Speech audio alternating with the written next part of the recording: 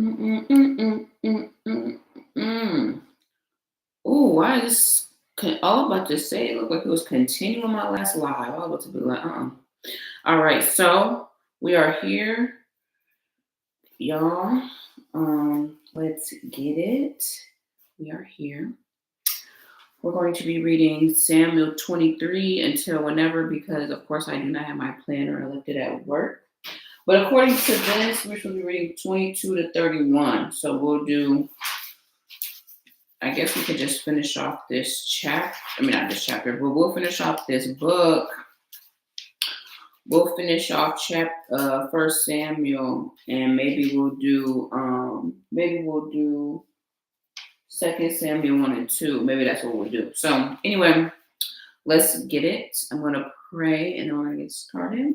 So, dear Lord, thank you for another day. Thank you for our friends and family. Lord, thank you for guidance. And Lord, I just pray that this word penetrates my heart and help it to change my thoughts and my actions. In your name I pray, amen. I'm just gonna put my phone on D&D because my phone do not need to be going off like that.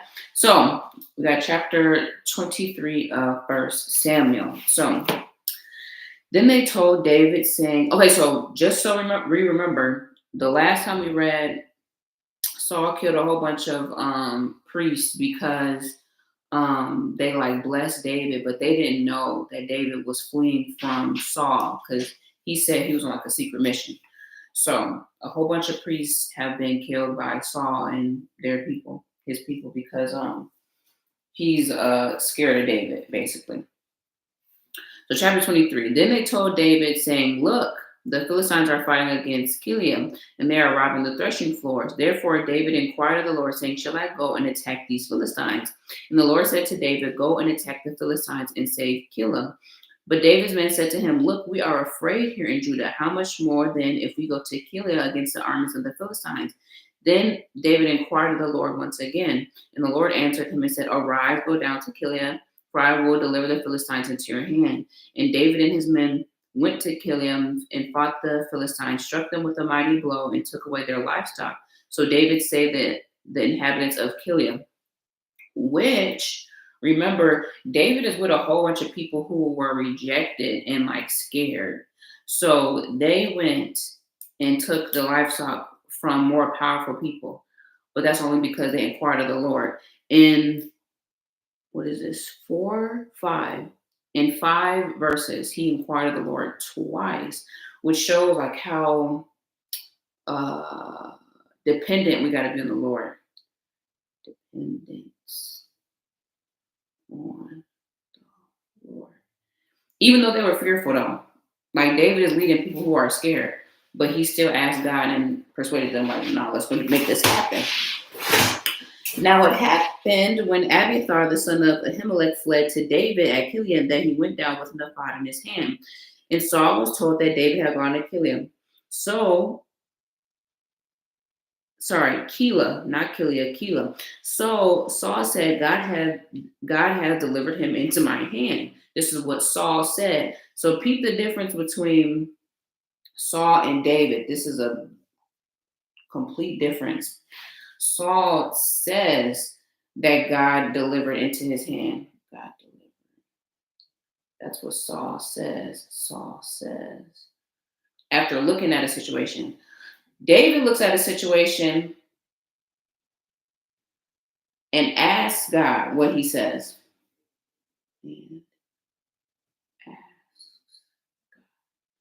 So we can't be so quick to be like, this is an opportunity from the Lord, because it might not be. But also, again, we have to be very dependent on the Lord and be like, okay, is this for me to do or is it not for me to do? And that should be our first response.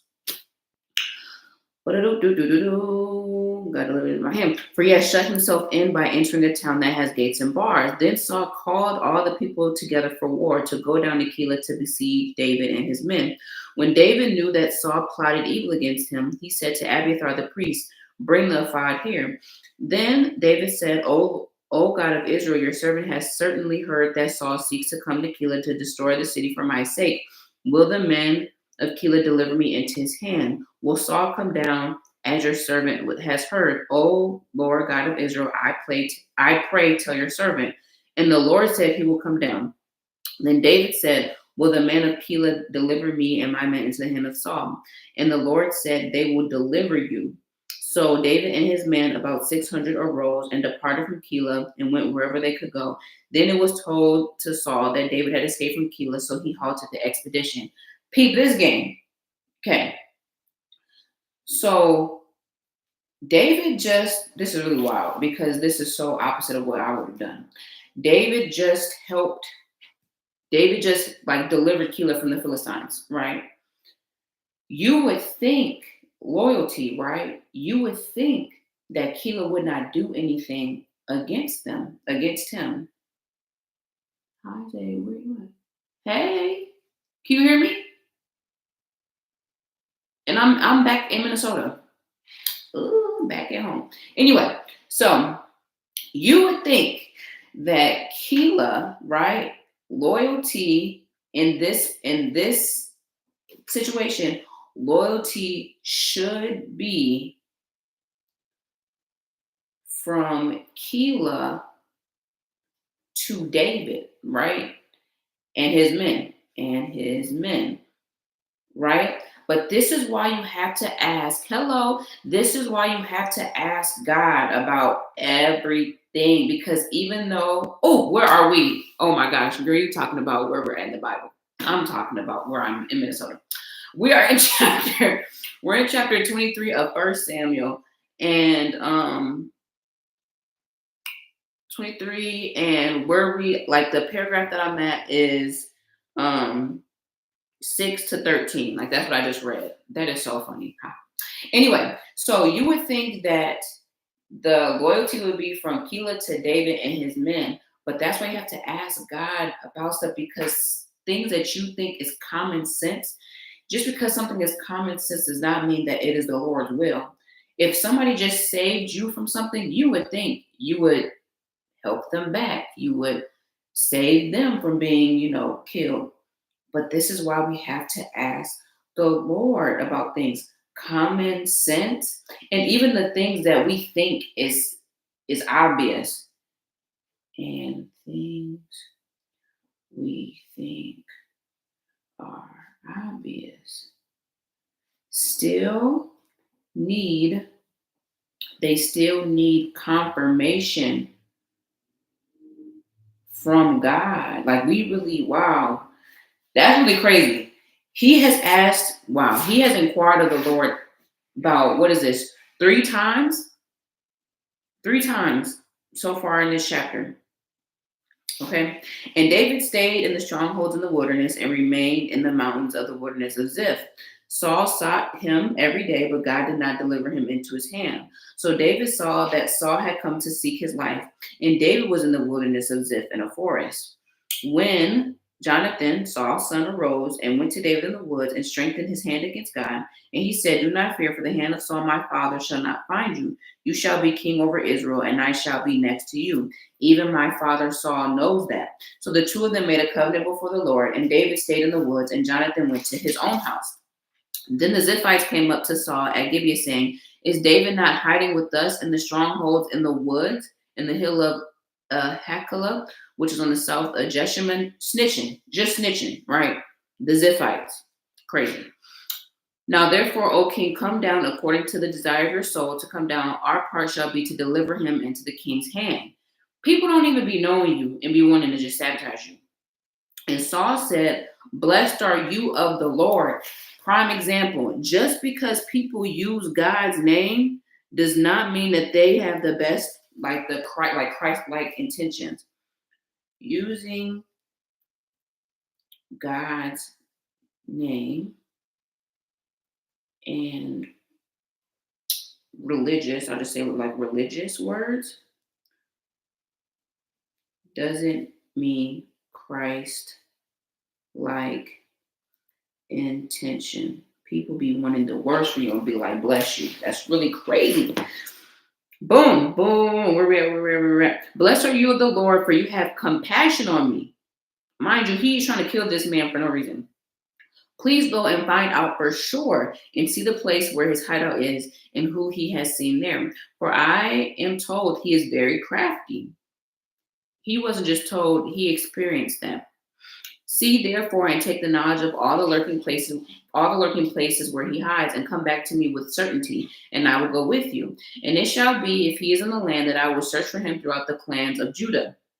So they arose and went to Ziph before Saul. But David and his men were in the wilderness of Maon, in the plain of south of Jeshimon. So Saul and his men went to seek him, and they told David. Therefore he went down to the rock and stayed in the wilderness of Maon. And when Saul heard that, he pursued David in the wilderness of Maon. So Saul went on the side of the mountain, and David and his men on the other side of the mountain. So David made haste to get away from Saul, for Saul and his men were encircling David and his men to take them. But a messenger came to Saul, saying, Hurry and come, for the Philistines have invaded the land. Therefore Saul returned from pursuing David and went against the Philistines. So they called the place the Rock of Escape. Then David went up there and dwelt in the strongholds at En-gedi. Rock of Escape. Where is that name? Oh, Selah Hamalikoth. That is Hebrew. All right. Hey. All right. So chapter 24 of 1 Samuel. Now it happened when Saul had returned from following the Philistines that it was told to him, Take note, David is in the wilderness of En-gedi. Hold on. Let's just pause for a second. This is what hatred will have you doing. Hatred will really have you distracted, and then everybody else is distracted. Saul is still the king, and he is supposed to be worried about the Philistines. But all this other chit chat of where David's at, and he's trying to figure out where can I find him so I can go kill him and all this stuff. That is because he is not focused on the Lord. He too busy trying to get his own like desire of trying to kill this innocent man that he can't even focus on what he's supposed to be doing. Now everybody else is telling him where David's at because they're like, we want you to kill him too so you can be done. Like, our own desires can have us really distracted from what we're supposed to be doing. Then Saul took 3,000 chosen men from all Israel and went to seek David and his men on the rocks of the wild goats. So he came to the sheepfolds by the road where there was a cave, and Saul went in to attend his needs. And David and his men were staying in the recesses of the cave. Then the men of David said, This is the day of which the Lord said to you, Behold, I will deliver your enemy into your hand. Hold on. Let me look at my other Bible. So 24 verse 3. I just want to make sure there's nothing different. Then he came to the sheepfolds on the way, and there was a cave, and Saul went in to relieve himself. Okay, so I'm pretty sure relieve himself means use the bathroom. Now David and his men were sitting in the cave's innermost recesses. That's what that means. So they were like, this the cave? They were like in the back. Hello. It was in the back. So they're like, this is your time. He's in the mouth of the cave using the bathroom, and they're in the back, and they can see him. And they're like, this is your time to go get him. Okay? And David arose and secretly cut off a corner of Saul's robe. Now it happened afterwards that David's heart troubled him because he had cut Saul's robe. And he said to his men, The Lord forbid that I do this thing to my master, the Lord's anointed, to stretch my hand against him, seeing that he is anointed of the Lord. So David restrained his servants with these words and did not allow them to rise against Saul. And Saul got up from the cave and went his way. So David cut a little piece of his robe. And if he can cut a little piece of his robe, that means that he could cut him. And told his people, like, this is still the Lord's anointed, which is an example of how we should be towards pastors and ministers and like whoever the Lord anoints above us. We really got to be careful about what we do and say about them, because even though we might not agree with what they're doing, they were at some point blessed to be in that situation. So when I be seeing people talking about other folks that's trying to do something in the church or in the Bible, I mean, not in the Bible, but in the church or in ministry, they'll be real careful. Because look at what happened with Miriam when her and Aaron was talking about Moses. She got leprosy. So be careful how you treat people anointed by God. because Saul is still the king, but the Lord's blessing isn't even on his life. So like he already lost. So gossiping and talking about people and like trying to kill them in the, physically doesn't do nothing. Now we are at verse 8 of chapter 24. David also arose afterward and went out of the cave and called to Saul, saying, "My lord the king." And when Saul looked behind him, David stooped his face to the earth and bowed down, still showing reverence. Mind you, this man want to kill him. And David said to Saul, "Why do you listen to the words of men who said, 'Indeed, David seeks your harm'? Look, this day your eyes have seen the Lord has delivered you today into my hand in the cave, and someone urged me to kill you, but my eyes spared you. And I said, I will not stretch out my hand against my Lord, for he is the Lord's anointed. Moreover, my father, see the corner of your robe in my hand, for in that I cut the corner of your robe and did not kill you. Know and see that there is neither evil nor rebellion in my hand, and I have not sinned against you. Yet you hunt my life to take it. Let the Lord judge between me and you, and let the Lord avenge. Okay.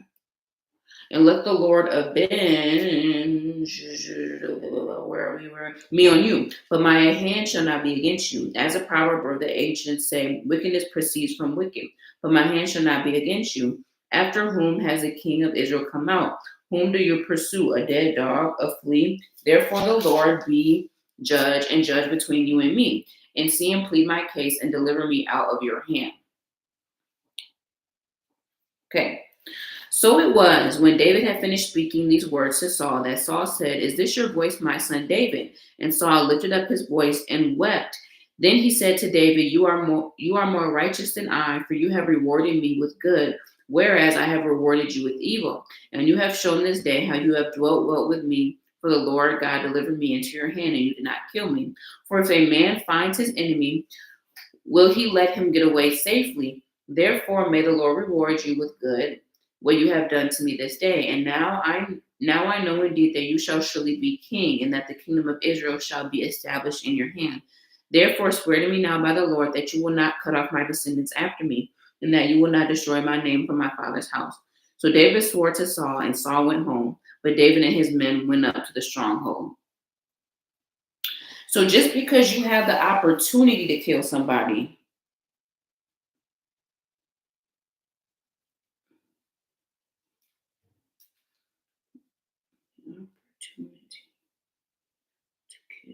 and this does not mean this doesn't have to be physical, but this can be like gossiping. This can be like defaming somebody. Doesn't mean that we take it, right? Even though David had every reason, Saul is really trying to kill this man. David had every reason to kill this man, and to not even like reverence like how the Lord has anointed Saul still. Like he didn't have to do none of that because he himself is anointed. He himself, like people cheer for him. They said Saul thousands and David tens of thousands. But it's all about like just being humble and recognizing that it's really the Lord. And regardless of who we are, we still need to follow like the Lord's like way and his will. Crazy. Chapter 25.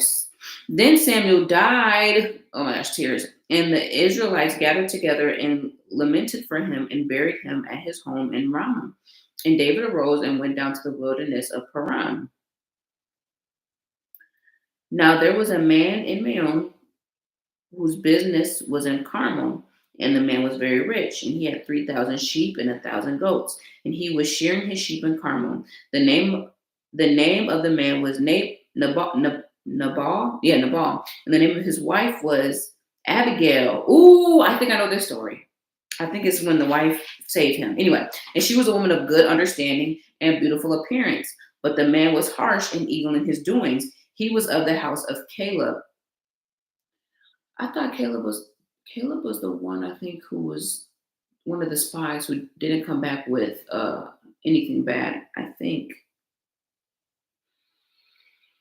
Hold on, I'm about to check my phone. Who was Caleb? Who was Caleb in the Bible? Who's Caleb?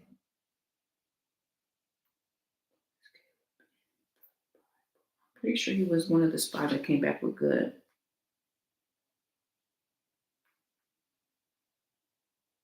One of the spies. Only Caleb and Joshua advised them to proceed. See, I'm glad we're reading this Bible, okay? I know who Caleb was.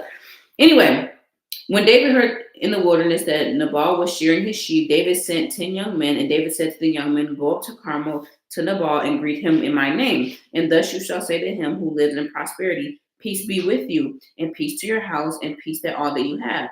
Now I have heard that you have shearers. Your shepherds were with us, and we did not hurt them, nor was there anyone missing from all of them while you were in Carmel. Ask your men, and they will tell you. Therefore, let my young men find favor in your eyes, for we come on a feast day. Please give whatever comes to your hand to your servants and to your son David. So they didn't even ask for anything specific. They just said, give what you want to give. So when David's young men came, they spoke to Nabal according to all the words in the name of David, and they waited. When Nabal answered David's servants and said, who is David, and who is the son of Jesse? There are many servants nowadays who break away each one of his master. Shall I then take my bread and my water and my meat that I have killed for my shears and give it to men that I do not know where they are from? So David's young men turned on their heels and went back. And they came and they told them all of these words. Then David said to his men, every man gird on his sword. So every man girded on his sword. And David also girded on his sword. About 400 men with David and 200 stayed with the supplies. So this is 13 of 25. Let me just confirm if girded on this, what they mean. David said to me, every man gird on his sword. So I'm just going to assume that means get ready for battle. Okay. Now, one of the young men told Abigail, Nabal's wife, saying, look, David sent messengers from the wilderness to greet our master, and he reviled them. But the men were very good to us, and we were not hurt, nor did we miss anything as long as we accompanied them when we were in the fields. They were a wall to us both at day and at night. You see how this common sense work of this whole loyalty thing, how you do for people and they don't even do for you? Crazy. All the time we were with them keeping the sheep. Now, therefore, no one consider what you will do, for harm is determined against our master and against all of his household. For he is such a scoundrel that no one can speak to him. This is the son of Belial, remember? And Belial is like wickedness. People say that's like the son of Satan, full of wickedness. Then no one can speak to him. Then Abigail made haste and took 200 loaves of bread, 2 skins of wine, 5 sheep already dressed, 5 seahs of roasted grain, 100 clusters of raisin, and 200 cakes of figs, and loaded them on donkeys. And she said to her servants, go on before me. See, I am coming after you. But she did not tell her husband Nabal. Now it was as she rode on the donkey that she went down under cover of a hill, and there was David and his men coming down toward her, and she met them. Now David had said, surely in vain I have protected all that this fellow has in wilderness, so that nothing was missed of all that belongs to him. And he repaid me evil for good. May God do so, and more also to the enemies of David, if I leave one male of all who belong to him by morning light. Now, when Abigail saw David, she dismounted quickly from the donkey and fell to her face before David and bowed down to the ground. So she fell at his feet and said, on me, my Lord, on me, let this iniquity be. And please let your maidservant speak into your ears and hear the words of your maidservant. Please let not my Lord regard his scoundrel Nabal. For as his name is, so he is, Nabal, which is literally fool. That's what his name really means. Well, is his name, and folly is within him. But I, your maidservant, did not see the young men of my Lord whom you sent. Now, therefore, my Lord, as the Lord lives and as your soul lives, since the Lord has held you back from coming to bloodshed and from avenging yourself with your own hand, now then let your enemies and those who seek harm for my Lord be as Nabal. And now this present which your maidservant has brought to my Lord, let it be given to the young men who follow my Lord. Please forgive the trespass of your maidservant, for the Lord will certainly make for my Lord an enduring house, because my Lord fights the battles of the Lord, and evil is not found throughout your days. Yet a man has risen up to pursue you and seek your life, but the life of my Lord shall be bound by the bundle of the living of the Lord your God, and the lives of your enemies he shall sling out as far from the pocket as a sling. And it shall come to pass when the Lord has done for my Lord according to the good that he has spoken concerning you, and has appointed you ruler over Israel, that this will be no grief to you, nor offense of heart, my Lord, either that you have shed blood without cause, or that my Lord has avenged himself. But when the Lord has dwelt well with my Lord, then remember your maidservant. So she's saying, my husband is a fool, but you are going to be the leader, so please do not forget me, basically.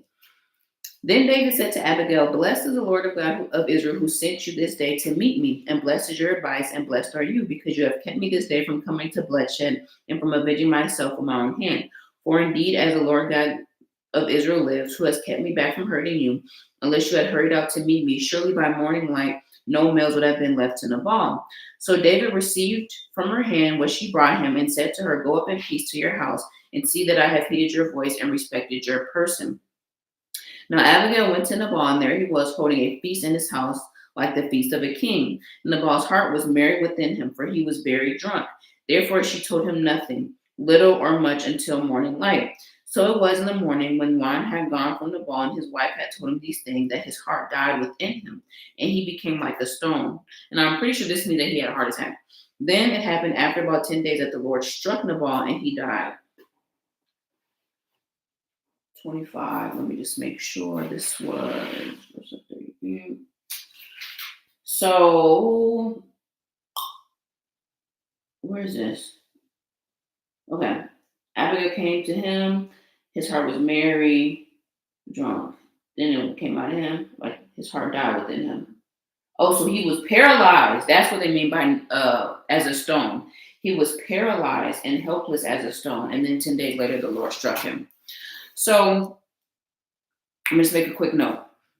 You got to really be careful. This is a sign. First of all, you should get someone, whoever that is. You need people. I'm gonna put people. You need people who will cover you when you're tripping, because that's what his wife just did. That's number one. Number two, look to cover people when they're tripping, and then talk to them, because we all have moments where we might be tripping. You know what I'm saying? But also, even too, like looking at this as like a whole spouse, wife, husband thing. Like you got to be careful who you're married to, because she literally just saved her whole household by going out to meet David, and her husband didn't even know about it. So you got to be careful who you're married to, because you can either be babysitting all the time, or be impacted negatively by their actions. So careful who you're married to, and pick your battles. Do you want to babysit,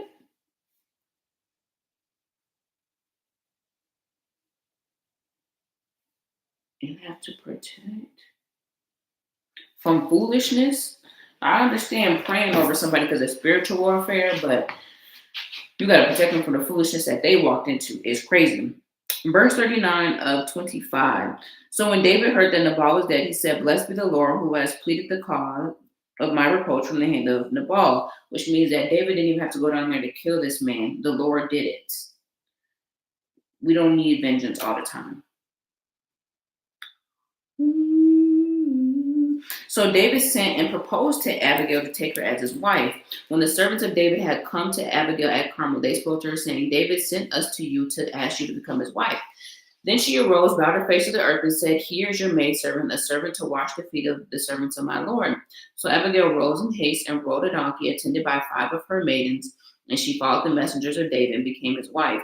David also took Ahinoam of Jezreel, so both of them were his wives. But Saul had given Michal, his daughter, David's wife, to Palti, the son of Laish, who was from Galim. Chapter 26, we're at 26 now, of 1 Samuel. Now the Ziphites came to Saul at Gibeah. These are the same people that snitched on David the last time.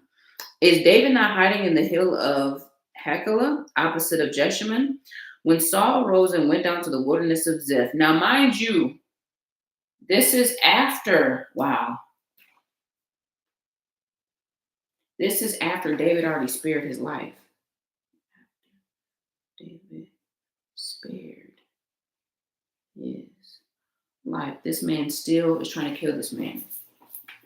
Revenge will have you acting crazy. Is David not? Then Saul arose and went down to the wilderness of Ziph, having 3,000 chosen men of Israel with him to see David in the wilderness of Ziph. And Saul encamped at the hill of Hachilah, which is opposite of Jeshimon by the road. But David stayed in the wilderness, and he saw that Saul came after him into the wilderness. David therefore sent out spies and understood that Saul had indeed come.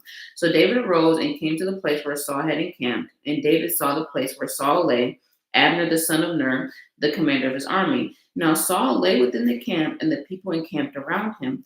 Then David answered and said to Ahimelech the Hittite and to Abishai, the son of Zeruiah, the son of Joab, saying, who will go down with me to Saul in the camp?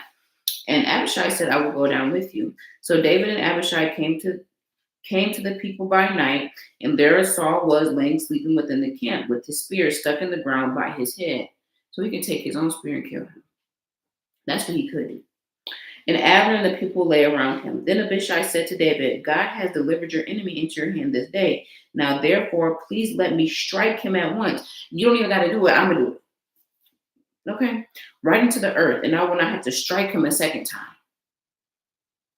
But David said to Abishai, do not destroy him, for who can stretch out his hand against the Lord's anointed and be guiltless? David said, furthermore, as the Lord lives, the Lord shall strike him, or his day shall come to die, or he shall go to battle and perish.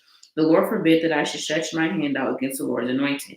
But please now take the spear and a jug of water that are by his head, and let us go. So David took the spear and the jug of water by Saul's head, and they got away, and no man saw or knew about it or awoke, for they all were asleep, because a deep sleep from the Lord had fallen on them. Now David went to the other side and stood at the top of the hill, far off, a great distance between them. And David called out to the people and to Abner, the son of Ner, saying, do you not answer, Abner? And Abner answered and said, who are you calling out to the king? So David said to Abner, are you not a man who is like you in Israel? Why have you not guarded your lord the king? So he's talking to the army, the leader of the army. For one of the people came in to destroy the Lord your lord the king.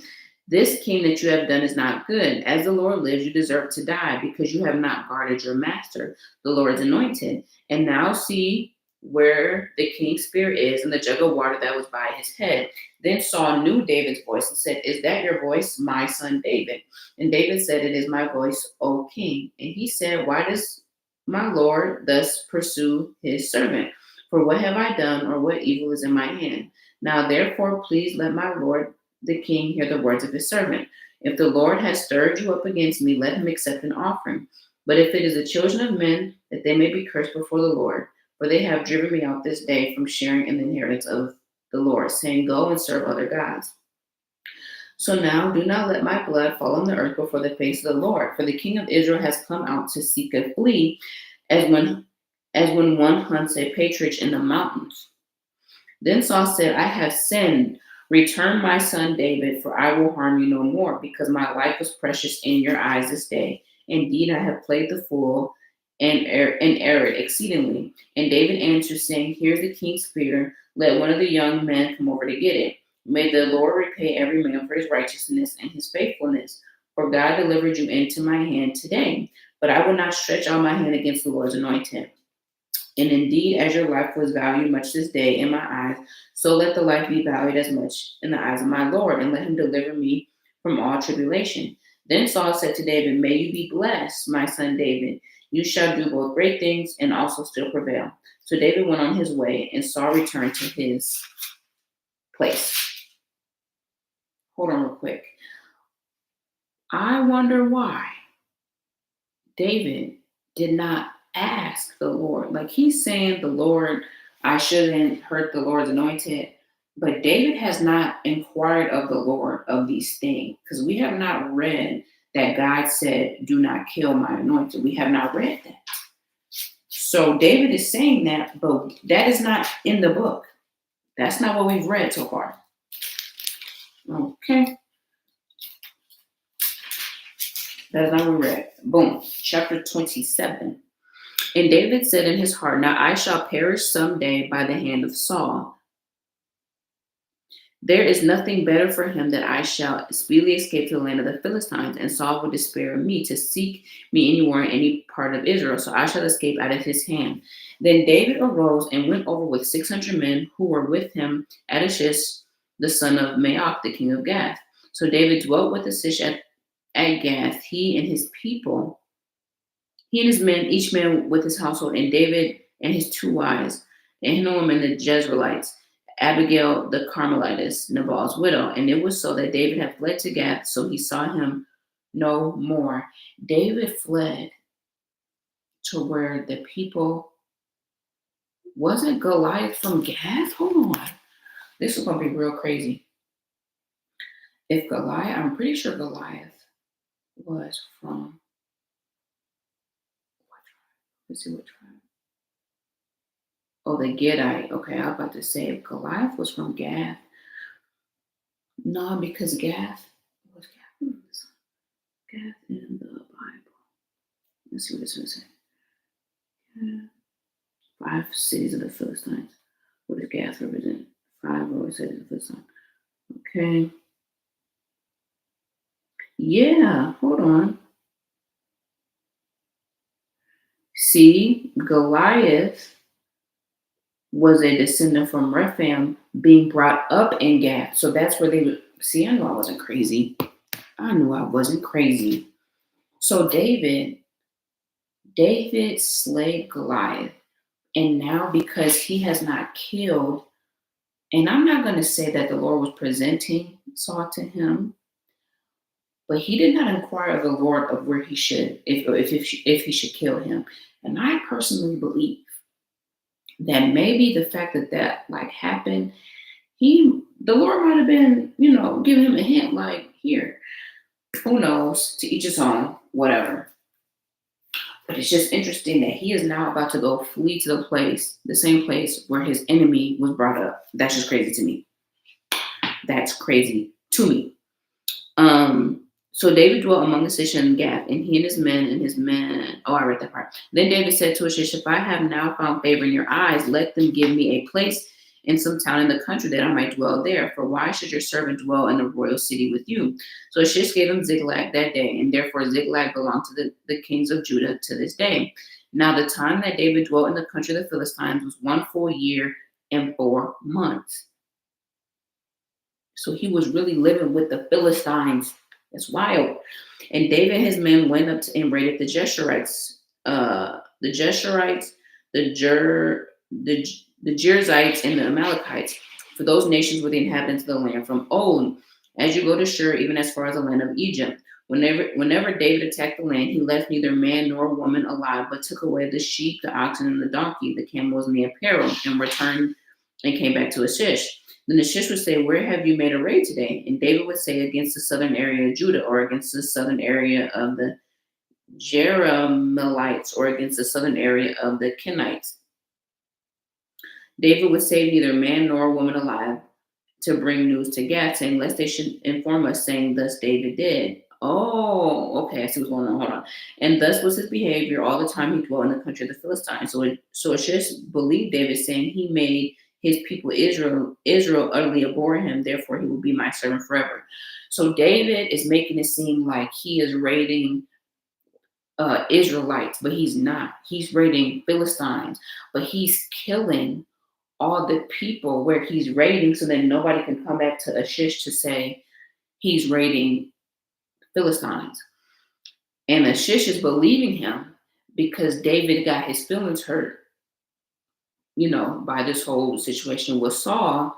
So he's like, he hates his own people. So that's why he's, killing his own people, but that's not what's going on.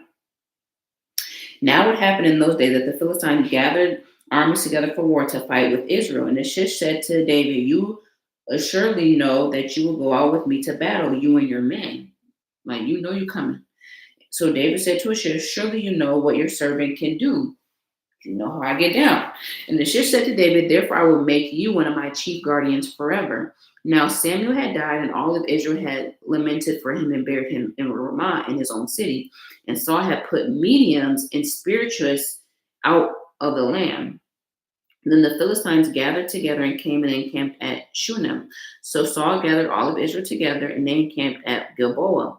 When Saul saw the army of the Philistines, he was afraid, and his heart trembled greatly. And when Saul inquired of the Lord did not answer him, neither by dreams or by Urim or by prophets.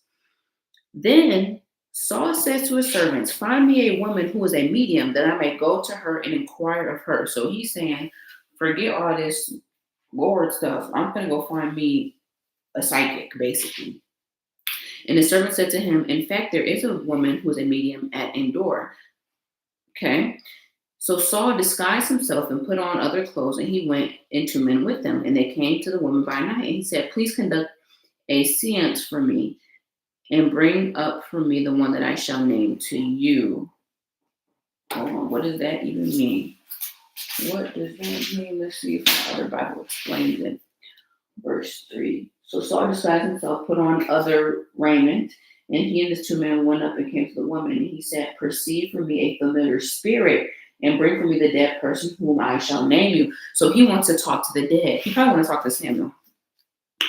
Then the woman said, look, you know what Saul has done, how he cut off the mediums and the spiritists from the land. Why would you lay a snare for my life to cause me to die?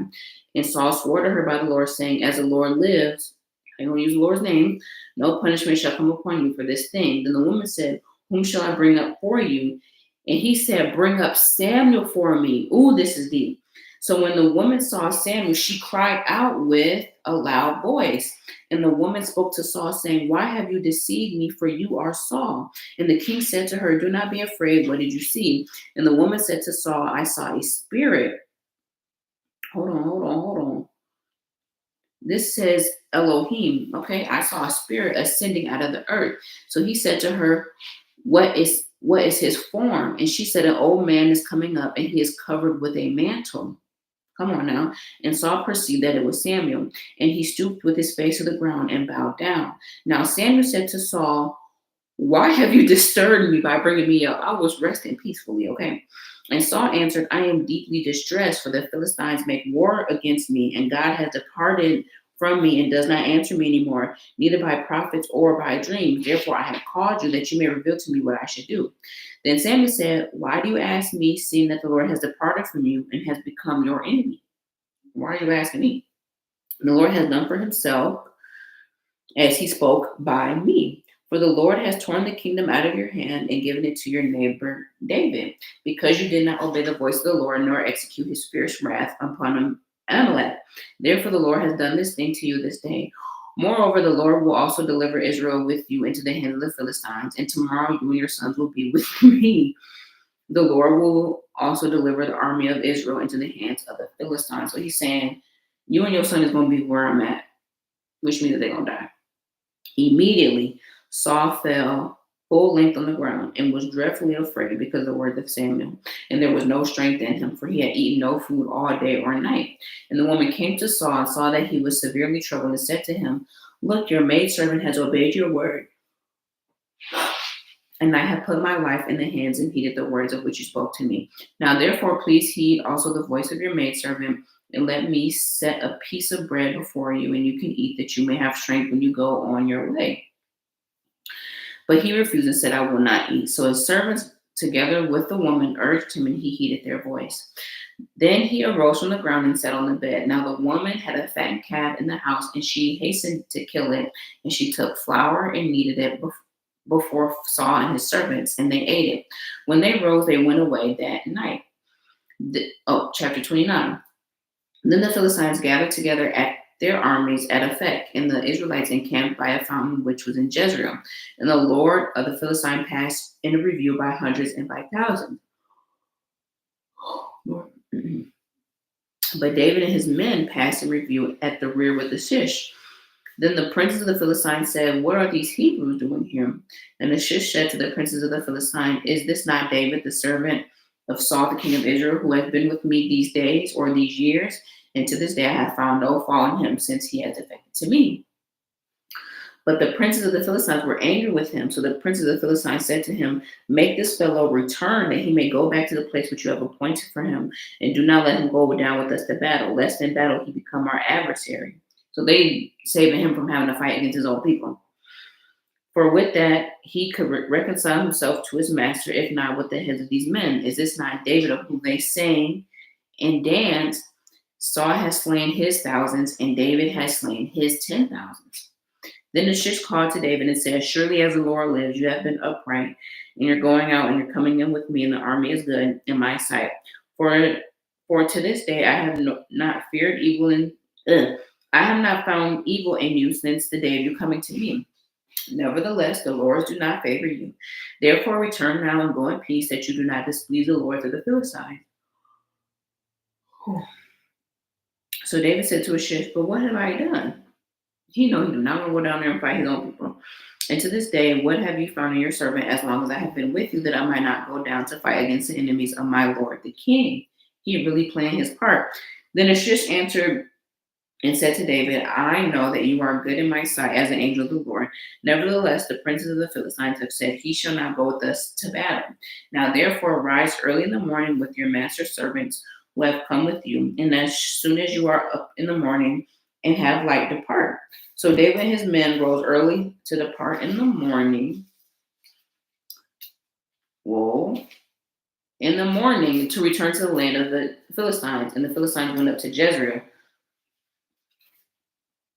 Chapter 30. We're still in 1 Samuel chapter 30. Now it happened when David and his men came to Ziklag on the third day that the Amalekites had invaded south and Ziklag and attacked Ziklag and burned it with fire, and had taken captive the women and those who were there from small to great, and they did not kill anyone, but carried them away and went their way. So David and his men came to the city, and there it was burned with fire, and their wives and their sons and their daughters had been taken captive. Then David and the people who were with him lifted up their voices and wept until they had no more power to weep. And David's two wives, Ahinoam the Jezreelitess, and Abigail the widow of Nabal the Carmelite, had been taken captive. Now David was greatly distressed, for the people spoke of stoning him, because of the soul of the people was grieved, every man for his sons and his daughters. So you see, when people are grieving, they're like, who can we blame and kill? Okay. But David strengthened himself in the Lord his God. You got to strengthen yourself. David strengthened himself. It did not say the Lord strengthened him, but he strengthened himself in the Lord. Then David said to Abiathar the priest, Ahimelech's son, please bring the ephod here to me. And Abiathar brought the ephod to David. So David inquired of the Lord, saying, shall I pursue this troop? Shall I overtake them? And he said, pursue, for you have surely overtaken them without fail, and recover all. So David went, and he and the 600 men who were with him, and came to Brook-Bezor, where those stayed were left behind. But David pursued, and he and 400 men, for 200 had stayed behind, who were also worried that they could not cross Brook-Bezor. Then they found the Egyptian in the field and brought him to David, and they gave him bread, and he ate, and they let him drink water, and they gave him a piece of cake of figs and 2 clusters of raisins. So when he had eaten, his strength came back to him, for he had eaten no bread nor drunk water for 3 days and 3 nights. Then David said to him, to whom do you belong, and where are you from? And he said, I'm a young man from Egypt, servant of the Amalekite. My master left me behind because 3 days ago I fell sick. We made an invasion to the southern area of the Ketherites in the territory that belongs to Judah in the southern area of Caleb, and we burned Ziklag with fire. And David said to him, can you take me down to this troop? And he says, swear to me by God that you will neither kill me nor deliver me into the hands of my master, and I will take you down to this troop. And when he had brought him down, there they were, spread out all over the land, eating and drinking and dancing, because of all the great spoil which they had taken from the land of the Philistines and from the land of Judah. But then David attacked them from twilight until evening the next day. Not a man of them escaped except for 400 young men who rode on camels and fled. So David recovered all that the Amalekites had carried away, and David rescued his 2 wives. And nothing of theirs was lacking, neither great nor small, sons or daughters, spoil or anything that they had taken from them. David recovered all. Then David took all of the flocks and herds that they had driven before the other livestock and said, "This is David's spoil." Now David came to the 200 men who had been so weary that they could not follow David, whom they had also made to stay at Bezor. So they went out to meet him and to meet the people who were with them. And when David came near the people, he greeted them. Then all the wicked and worthless men of those who were with David answered and said, "Because they did not go with us, we will not give them any spoil that we have recovered, except for every man and wife and child will heed you in this matter. But as his part who goes down to battle, so shall his part be who stays by the supplies. They shall share alike." So he's saying the people that went down there are important, the people that stayed here, what we had already is important. So it was from that day forth that he made a statute and ordinance for Israel to this day. Now, when David came to Ziklag, he sent some of the spoil to the elders of Judah, to his friends, saying, "Here is a present for you from the spoil of the enemies of the Lord." To those who were in Bethel, those who were in Ramoth, the south, those who were in Jatir, those who were in Aurora, those who were in Sifmoth, in Eshtamoa, Rakal, the Jeremites, those who were in the city of the Kenites, Hormah, Horashan, Athak, and those who were in the Hebron, and all the places where David himself and his men were accustomed to rove. Chapter 31 of 1 Samuel. Now the Philistines fought against Israel, and the men of Israel fled from before the Philistines and fell slain on Mount Gilboa. And the Philistines followed hard after Saul and his sons. And the Philistines killed Jonathan, Abinadab, and Malchishua, Saul's sons. The battle became fierce against Saul. The archers hit him, and he was severely wounded by the archers. Then Saul said to his armor bearer, "Draw your sword and thrust me with it, lest these uncircumcised men come and thrust me through and abuse me." But his armor bearer would not, for he was greatly afraid. Therefore Saul took a sword and fell on it. And when his armor bearer saw that Saul was dead, he also fell on his sword and died with him. So Saul and his 3 sons and his armor bearer and all his men died together that same day. And when the men of Israel who were on the other side of the valley and who were on the other side of the Jordan saw that the men of Israel had fled, and that Saul and his sons were dead, they forsook the cities and fled. And the Philistines came and dwelt in them. And so it happened the next day that the Philistines came to strip the slain, that they found Saul and his 3 sons fallen on Mount Gilboa. And they cut off his head and stripped off his armor, and went and sent word throughout the land of the Philistines to proclaim it in the temple of their idols and among the people. Then they put his armor in the temple of the Ashereths, and they fastened his body to the wall of Beth Shan.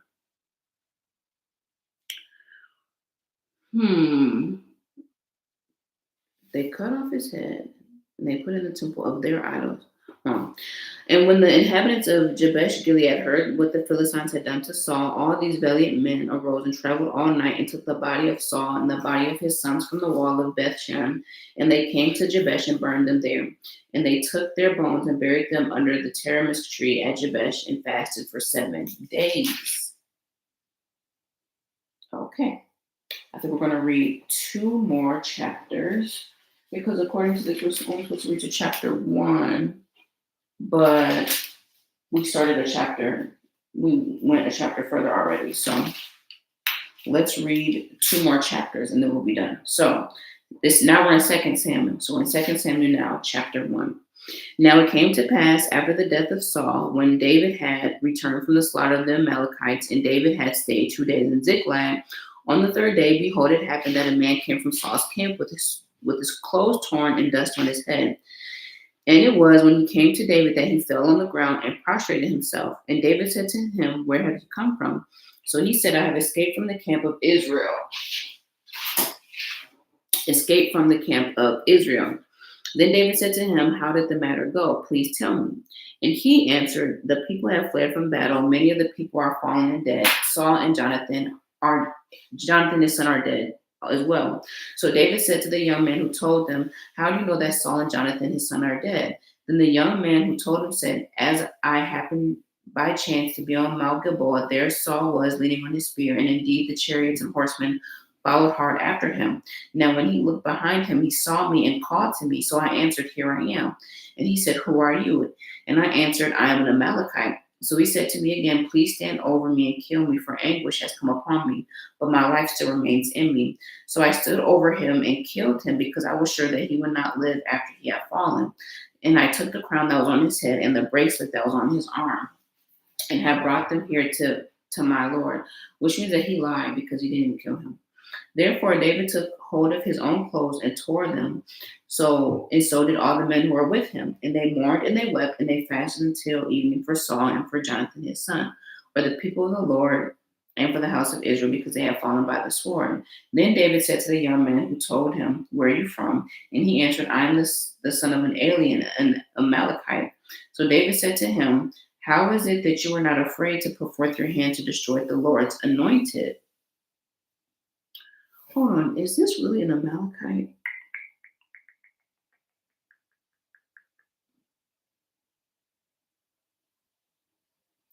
Yeah, he was from Saul's camp, but you know what? Because he came from Saul, he probably wanted him to know that he killed him. That's probably why he lied. Then David called to the young man and said, Go near and execute him. And he struck him so that he died. So David said to him, Your blood is on your own head, for your own mouth has testified against you, saying, I have killed the Lord's anointed. So this man, I'm gonna call him a boy because it's a young man. Is it a young man? Anyway, this young man died because he lied, because he was from Saul's camp, but he's thinking David probably wants his own vengeance. So he doesn't tell the truth, which is fear. And remember, fear makes us do foolish things. Because he lied, talk about some he killed Saul, and he did not kill Saul because Saul killed himself. And he thinks that David want to hear that, and David doesn't want to hear that. Crazy. Then David lamented with his lamentation over Saul and Jonathan his son, and he told them to teach the children of Judah the song of the bow. And indeed it is written in the book of Jasher, The beauty of Israel is slain on your high places. How the mighty have fallen. Tell it not in Gad. Proclaim it not in the streets of Ashkelon. Let the daughters of the Philistines rejoice. Let the daughters of the uncircumcised triumph. O mountains of Gilboa, there be no dew nor rain upon you, nor the fields of offering. For the shield of my mighty is cast away there, the shield of Saul not anointed with oil, from the blood of the slain, from the fat of the mighty. The bow of Jonathan did not turn back, and the sword of Saul did not return empty. Saul and Jonathan were beloved and pleasant in their lives. That's a lie. That's not even true. And in their death they were not divided. They were swifter than eagles, and they were stronger than lions. O daughters of Israel, weep over Saul, who clothed you in scarlet and with luxury, who put ornaments of gold on your apparel. How the mighty have fallen in the midst of battle. Jonathan was slain in your high places. I am distressed for you, my brother Jonathan. You have been very pleasant to me. Your love to me was wonderful, surpassing the love of women.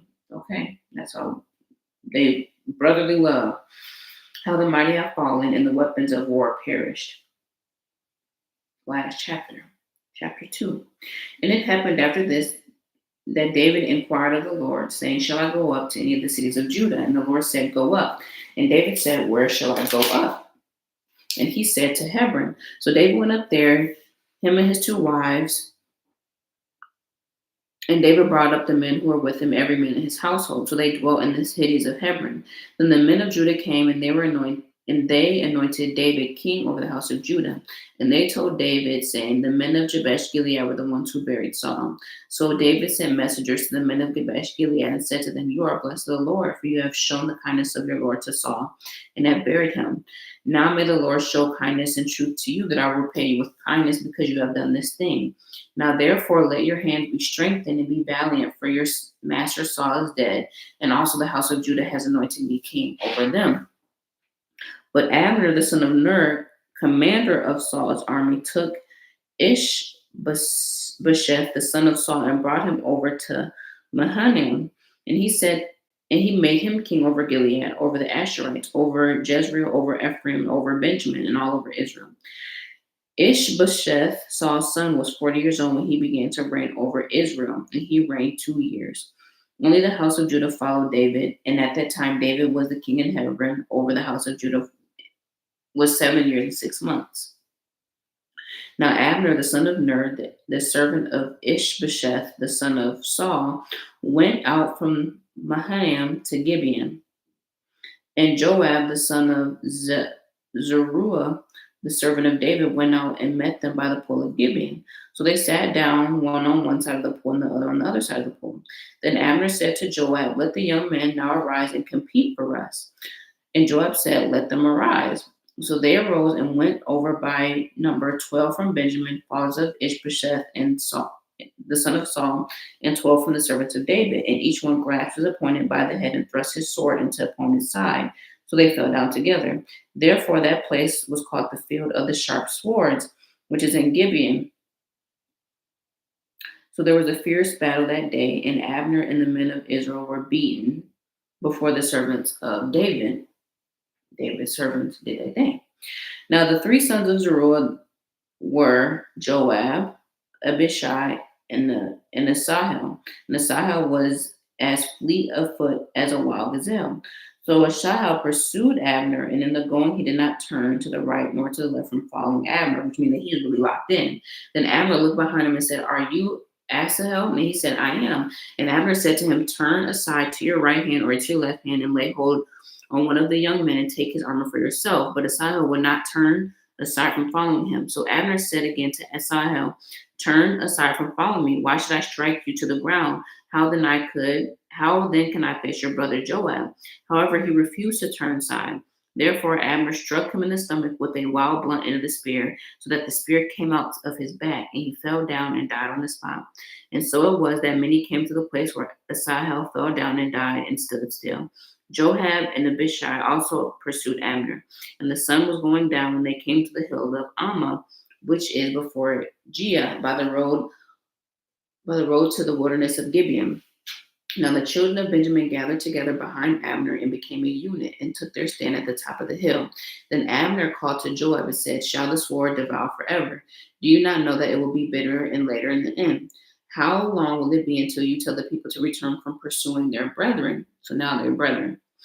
And Joab said, "As God lives, unless you have spoken, surely by the morning all the people would have given up pursuing their brethren." So Joab blew a trumpet, and all the people stood still and did not pursue Israel anymore, nor did they fight anymore. Then Abner and his men went on that night throughout the plain, crossed over to the Jordan, and went to Bithron, and they came to Mahanaim.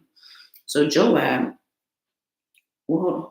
Isn't Joab with David? Joab, the son of Zeruiah, the servant of David. Yeah, okay. So Joab returned from pursuing Abner, and when he gathered all the people together, they were missing David's servants, 19 men in Asahel. But the servants of David had struck down of Benjamin and Abner's men 360 men who had died. So they took 19 of theirs, but they had 360. Then they took Asahel and buried him into his father's tomb, which was in Bethlehem. And Joab and his men went all night, and they came to Hebron at daybreak. And that is chapter 3. Well, no, that's chapter 2. Yeah, this chapter 3 a little long. So we're going to stop here because it's been an hour. Oh, we had a good reading today. So we read 1 Samuel 22 to 2 Samuel 2. So tomorrow or maybe later tonight, I don't think so, so probably tomorrow, we'll be reading 3 through, it's supposed to be 3 through 12. 3 through 12. But maybe we'll go 3 through like 13. Yeah, maybe we'll go 3 through 13 tomorrow. That'll give us a good little chunk to read for tomorrow. So we just read up until 2 Samuel chapter 2. So we're going to pray, and then we are going to enjoy the rest of our night. So let me see what I want to pray about. Let's go to 1 Samuel. We spent more time in 1 Samuel. Let's pray about strengthening ourselves in the Lord. Because remember when David came back and they took his wives, and they set the city on fire. Everybody was all bent out of shape as they should be, but we about to pray that we strengthen ourselves. Yeah, that's what we're gonna pray. All right, so dear Lord, thank you so much for another day. Thank you so much for the people who have joined today, the people who have came and gone, the people who liked the live on my TikTok and on YouTube, Lord. And I just pray that more people will come and to hear you, though, not to like validate my feelings or anything to do with myself, but to hear you, God, and that they can just get a little piece of your word a little bit every day. Lord, I pray that when hard times come and when we are in a situation to make a decision, that we learn to ask and inquire of you first, God. Help us to not look at an opportunity in the situation and to just move on it because we want to move on it. But Lord, I pray that we learn to seek you first, God. Lord, I pray that we learn to strengthen ourselves in you, Lord, and not to just strengthen ourselves physically or strengthen ourselves financially by ourselves, but that we can strengthen ourselves in you and become confident in ourselves because we are confident in you and because we know you, God. Um, Lord, I pray just for the discipline because seeking you takes discipline, God, for the discipline and patience to hear what you are saying. I pray that you open up the ears and the eyes of whoever's watching this and myself, that we can hear and see you, God, so that we can make good decisions. And I just pray that you just be with us and guide us. In your name I pray. Amen. Amen. I will see you tomorrow, Sister Jadine. Love you. Have a good night.